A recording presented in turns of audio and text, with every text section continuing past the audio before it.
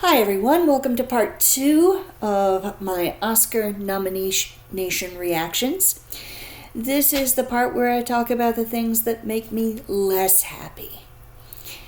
The first one I would say is not really a surprise. I wasn't expecting it, but I would have been so happy if it had happened, and I can't help being a little disappointed. And that is the complete lack of any nomination for Are You There, God? It's Me, Margaret. This movie came out early in the year, and it got a huge critical reception. Critics embraced this film, loved it, urged us all to go see it. Sadly, audiences didn't listen, and audiences missed a darn good film, which is still, even after all these months, my favorite release of 2023. And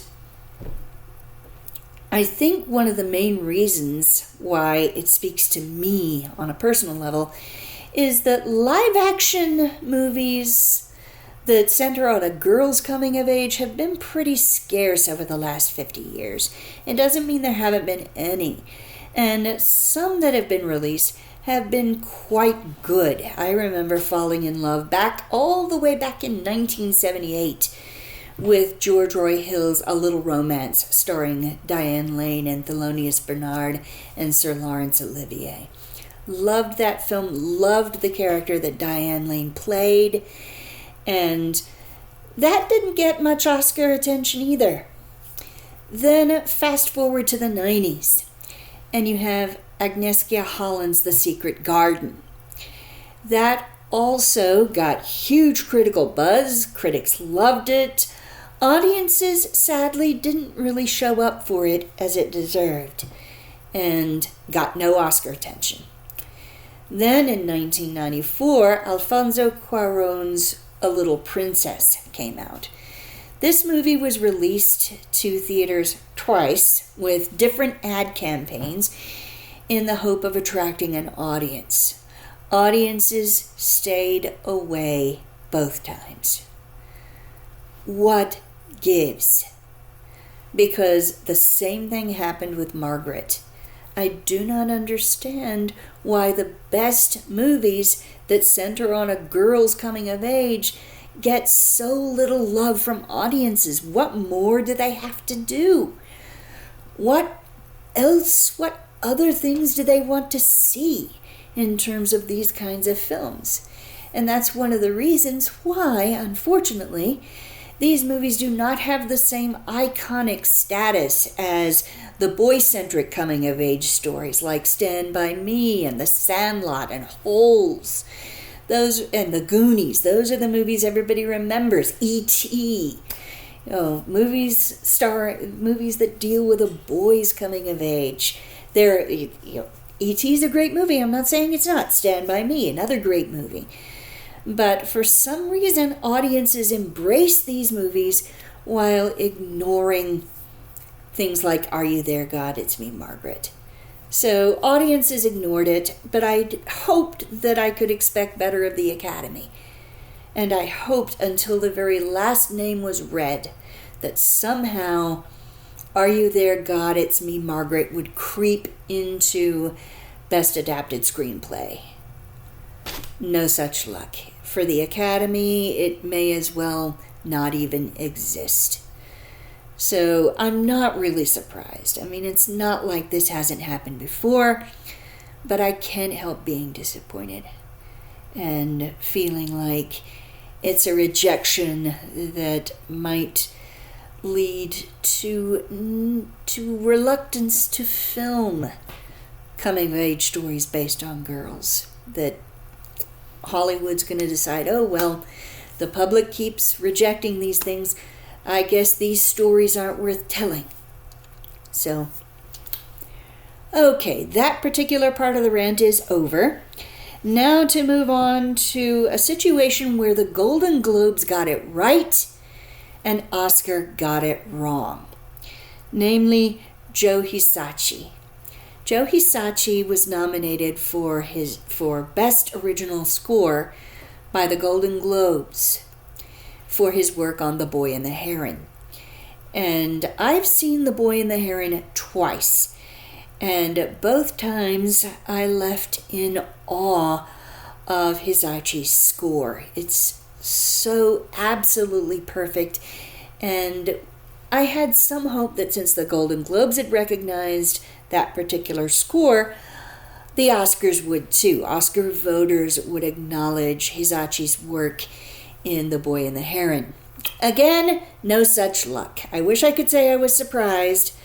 And this is an instance where there was a nomination. I was like, what? Why this instead?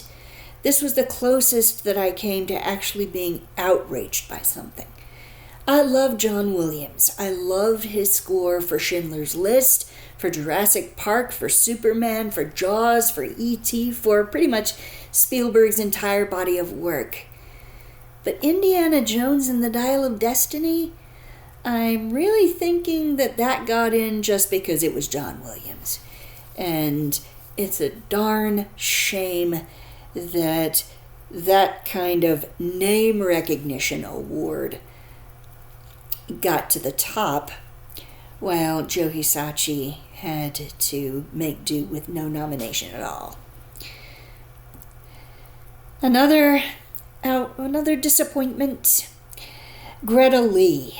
Greta Lee is the lead actress in Past Lives, and her role is very quiet, very relatable, very identifiable. In other words, if you're in the audience, it's not hard to connect with this character, to feel how real she is, how much like someone that you might meet in real life she is, and yet how interesting she is notwithstanding. And it is not a showy role. When Greta Lee brings this character Nora to life, she does so with subtle strokes. And unfortunately, that's not the kind of performance that tends to get the Academy's attention. The Academy voters love the showy roles. They love the big roles. They love the overstated roles. They love the roles that have these individual super dramatic scenes that take their breaths away. But a subtle, steady, solid performance, that tends to get ignored despite the fact that that kind of role actually requires more of an actor. Subtlety requires more. Almost anybody can go over the top, but not that many actors are good at the small detail, the small brushstroke, the quieter roles, the quiet but deep roles. Quiet but deep. That's a good description of Greta Lee's role in Past Lives. And it is a shame to see that not get recognized. Now, in the absence of Greta Lee, I'm going to throw my support behind Sandra Hüller, who was nominated for Best Actress, deservedly so, for Anatomy of a Fall. So since Greta Lee can't win that award, I'm going to go with Hüller, and bear in mind that I'm saying that before I have seen Poor Things. Poor Things might completely change my mind, but there should have been room for Greta Lee in that category. So that's my mad Oscar reaction, and look forward to seeing you the next time I have a Geek Out.